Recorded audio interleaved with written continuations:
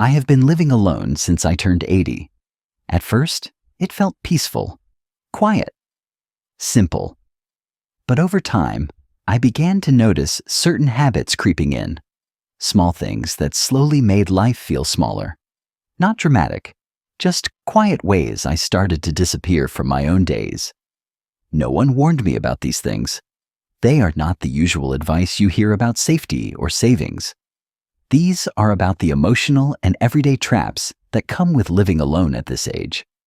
And they can steal your joy if you are not paying attention.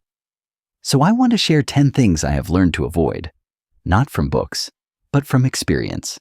If you live alone or know someone who does, maybe these stories will help. Because growing older does not mean you stop growing. It means you learn how to live differently and more gently with yourself. 1. I stopped making meals feel meaningful. After my wife passed, eating became mechanical. I did not notice it at first. A banana here, some crackers there, soup straight from the can. No plate, no music, no intention. It was just food to keep going. I told myself it was fine, quick, efficient. No need to fuss when it is just me. But one afternoon, I caught myself standing in the kitchen, chewing a plain piece of toast over the sink.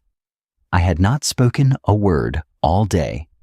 I looked out the window and saw my own reflection in the glass. And for the first time in a long time, I really looked at myself. I looked tired, not from age, but from neglect. It hit me then. I had stopped treating myself like I mattered. Mealtime used to be connection, comfort, a bit of joy in the middle of the ordinary.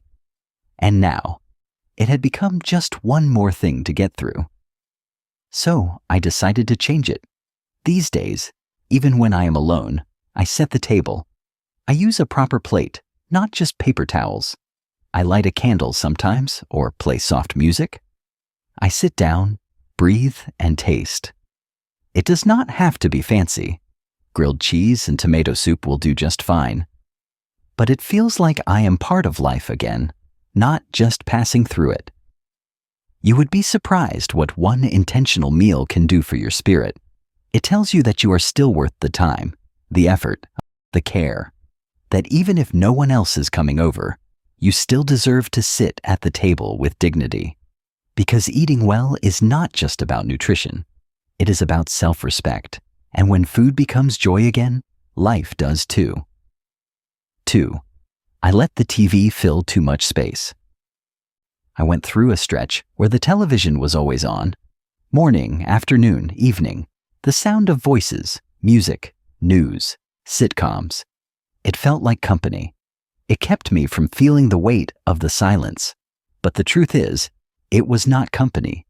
It was a distraction.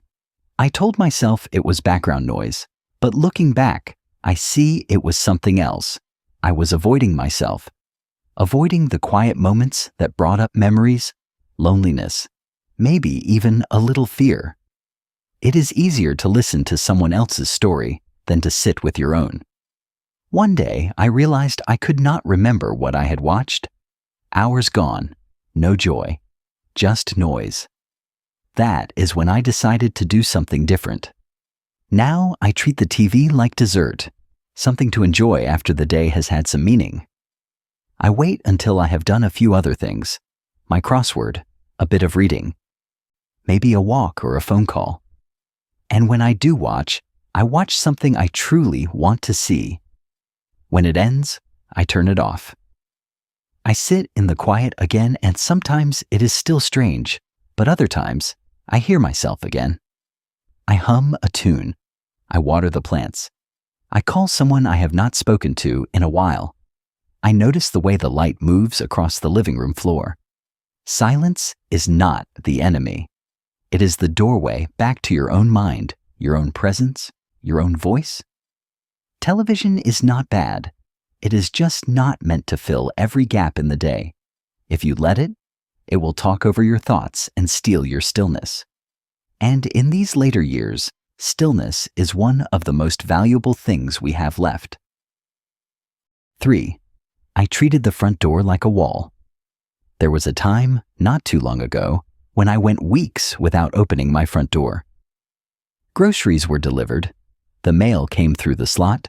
I had everything I needed inside, so I told myself there was no reason to go out. First, it was winter. Then my joints ached. And after a while, it just became routine to stay in. I did not realize how much I missed the world until I stepped outside one spring morning.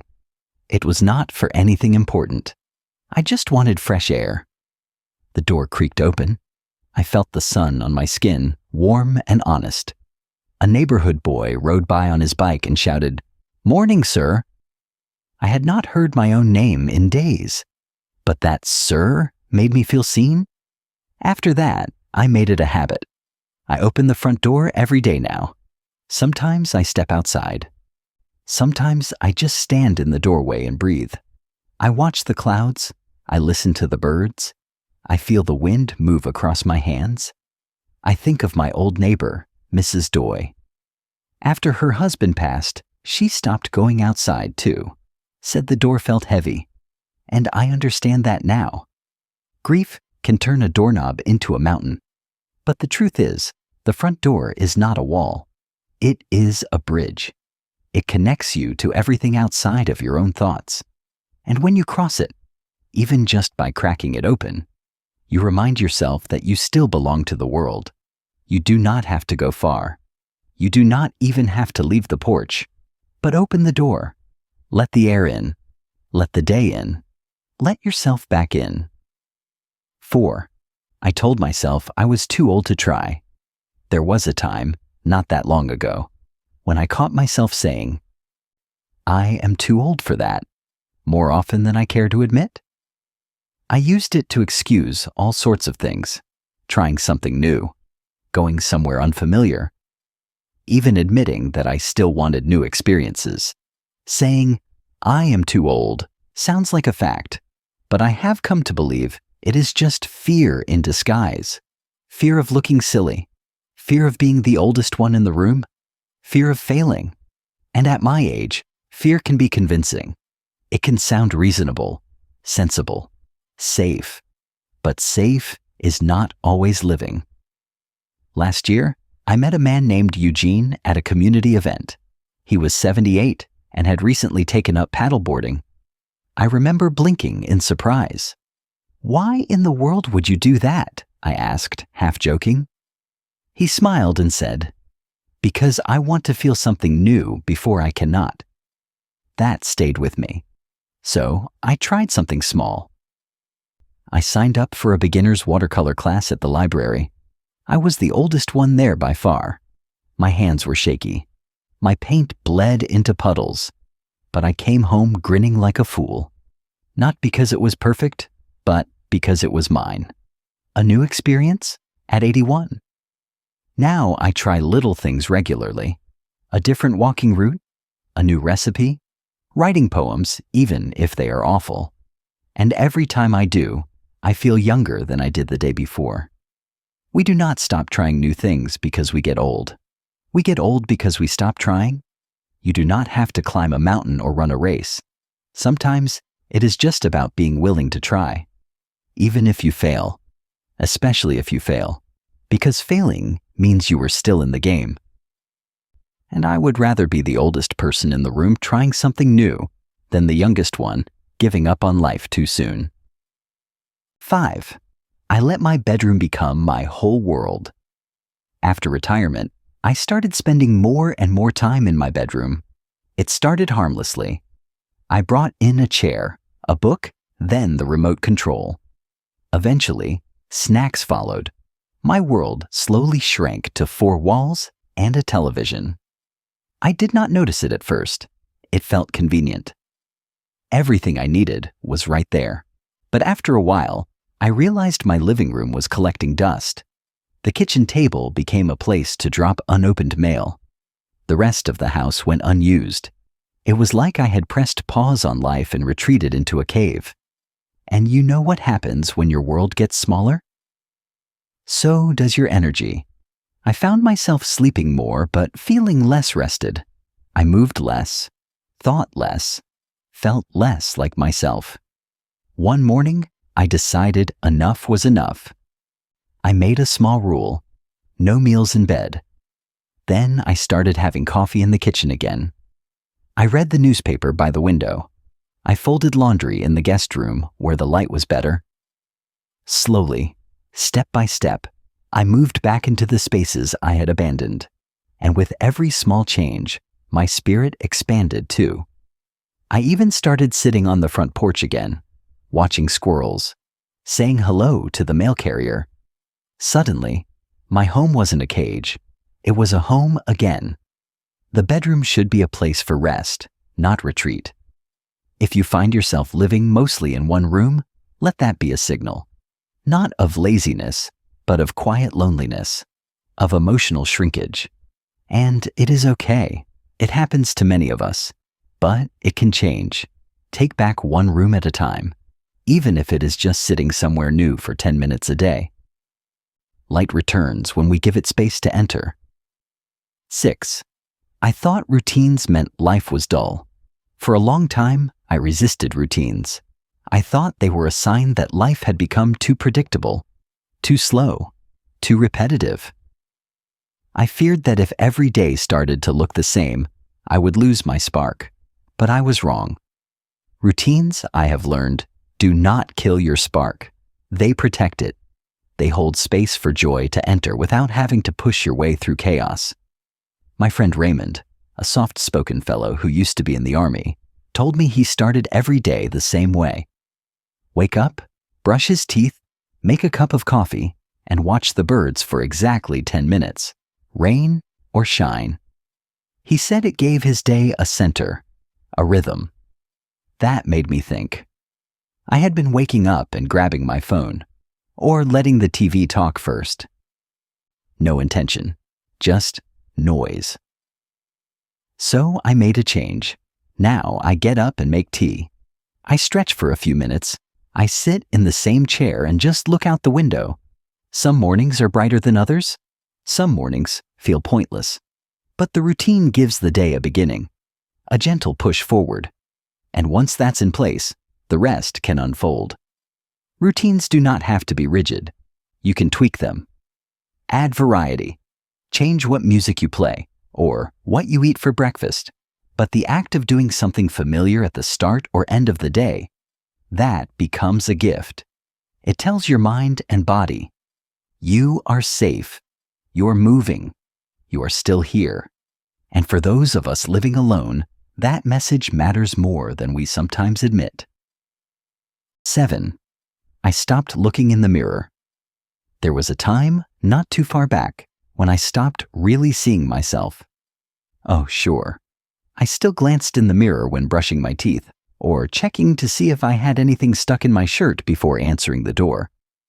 But I stopped looking. I stopped acknowledging the man in the reflection. And slowly, without realizing it, I began to fade. Not from life, but from my own sense of presence in it. It started subtly. I wore the same flannel shirt 2-3 days in a row. I stopped shaving as often. My favorite watch sat untouched on the nightstand. I reached for whatever clothes were most comfortable, not necessarily clean or well-fitting. Because really, who was I dressing for? That's the trap. When no one is around, you start telling yourself that it no longer matters. But that's the beginning of emotional invisibility. You start disappearing to yourself. One morning, I caught my reflection. Not just glanced, but looked. The man staring back at me looked older than I remembered, yes, but also quieter, dimmer, almost disconnected. And the sadness in his eyes, it was not age, it was the absence of care.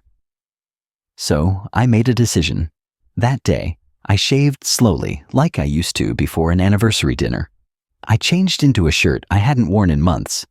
Soft cotton, clean collar. I brushed back my hair, put on socks that matched, and brewed a proper cup of coffee. I sat down at the kitchen table, opened the paper, and for the first time in weeks, I felt present again. Since then, I've made a habit of it. Nothing fancy, just showing up for myself in the mirror, brushing my hair, washing my face with warm water, wearing something I like, not because anyone's watching, but because I am.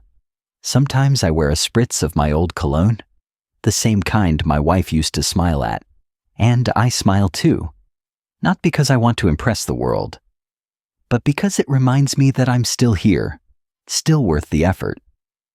Looking in the mirror is not about vanity. It's about acknowledgement. It's standing in front of yourself and saying, I see you, I haven't forgotten you. And that small act, it changes how I carry myself. It changes how I move through the rest of the day. Because when you treat yourself like you matter, something deep inside begins to believe it again. So, no matter your age, no matter your audience, look in the mirror, not just to check your appearance, but to reconnect. You're still here, and that's worth noticing. 8. I faded from my neighborhood. When I was younger, and when my wife was still alive, our home was part of something larger. We knew our neighbors by name.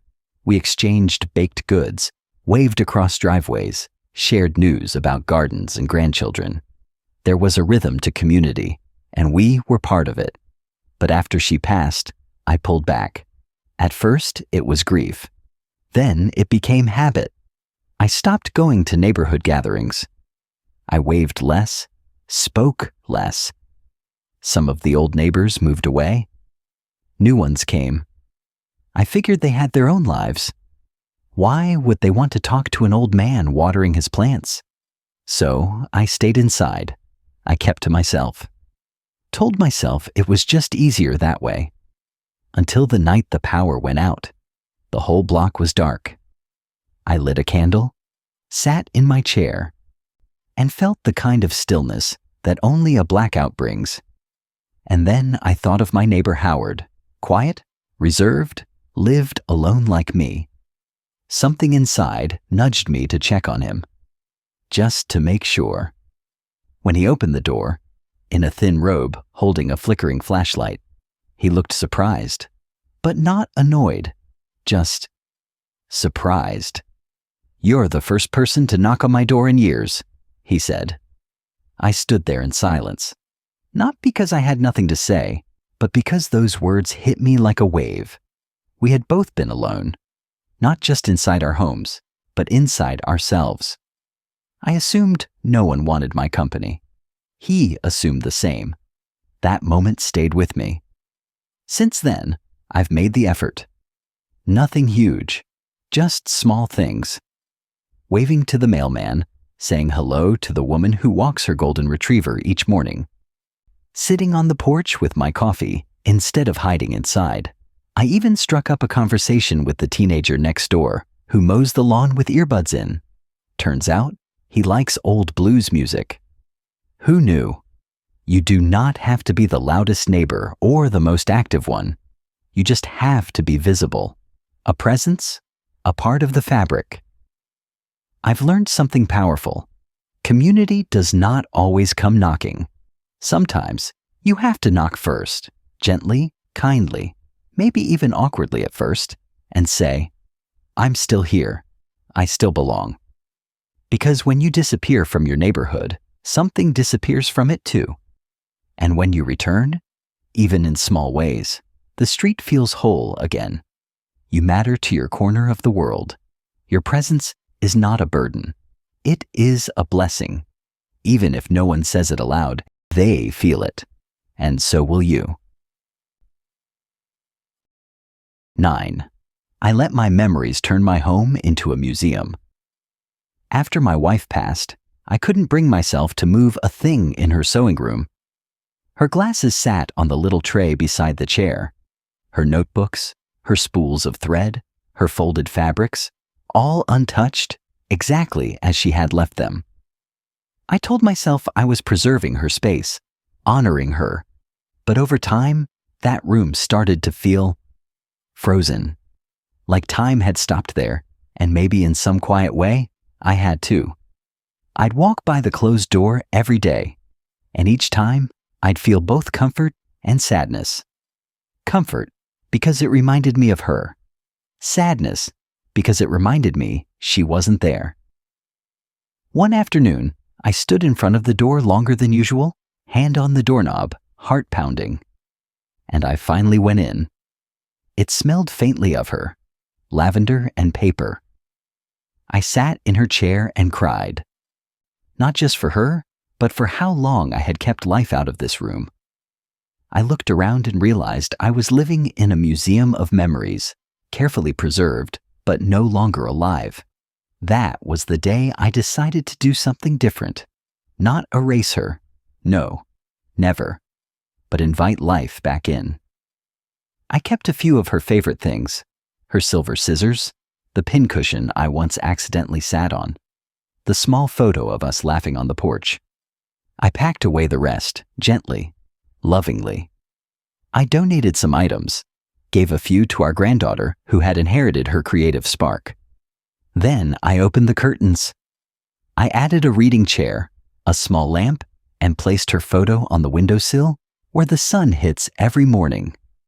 That room is now where I read, where I write letters, where I listen to soft music on rainy days. It is still her space, but it is mine too. It breathes again. And so do I. Memories are sacred, yes, but they are not meant to be prisons. They are meant to walk beside us, not block our way forward. Our past deserves to be honored, not worshipped like a shrine. There's no shame in holding on, but there is healing in making room. Room for new moments, new light, new life. You do not have to let go of your memories. You just have to let them evolve with you. That is how we carry love forward. 10. I thought growth was only for the young. I used to think growing meant getting taller, learning faster, becoming more efficient. And I figured, once I hit a certain age, maybe 70, maybe 75, that part of life was over. From then on, it was about staying steady, maintaining what I had, not trying anything too new or too bold. I was wrong. I was in my early 80s when I learned something new about myself. I still had the capacity to grow. Not in the old ways, not faster, stronger, or busier, but in deeper ways, wiser ways, more curious ways. It started small. I bought a used tablet. My grandson set it up for me, and I told him I just wanted it for reading the news. But a week later, I found myself sketching on a drawing app he installed. Not very well, mind you, but it felt like play, like discovery. Then I joined a small online writing group for older adults. We share little stories, short poems, journal entries.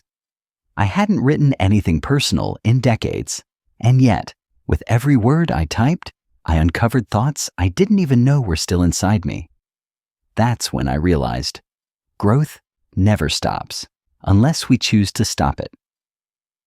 At 83, I've learned more about my own voice than I did in my 30s. I've discovered a love for digital art.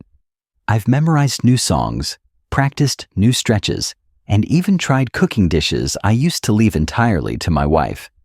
And every single time I try something new, no matter how small, I feel something light up in me, a flicker of joy, of pride, of aliveness. Growing older doesn't mean shrinking. It means shifting, changing the how, but keeping the why, the heart behind it. You don't need to start big. Try a new tea. Read a different kind of book. Take a different path on your walk. Say yes to something you would usually wave off. The moment you believe there's nothing left to learn is the moment your world begins to close in. But the moment you open yourself to the next little curiosity, that's when life opens up again, no matter your age. So do not ask yourself, am I too old for this? Ask instead, do I still feel a spark when I try? If the answer is yes, even a little, then you are still growing, and that means you are still very much alive. So, there they are. 10 things I have learned not to do while living alone in my 80s. They were not taught to me in books or by professionals. I learned them slowly, through quiet mornings, long afternoons, and small realizations that whispered, not shouted. And if you live alone, like I do, I hope you heard something in here that speaks to your own story. Because living alone does not mean living less. We are still growing, still discovering, still capable of connection, purpose, even surprise. But only if we stay open, only if we stay present. If one of these lessons reminded you of something in your own life, a habit, a memory, a quiet truth, I would love to hear about it. Share your thoughts in the comments. You never know who might read your words and feel a little less alone because of them. And if you know someone, a friend, a neighbor, a sibling, who could use this message today, send it their way. These lessons are not mine alone. They belong to all of us. And if you would like to hear more reflections like this, more honest stories about aging and living well, I invite you to subscribe to this channel. There is still so much we can learn from each other. Until next time, be kind to yourself. You are still here. You still matter. And your life is still unfolding.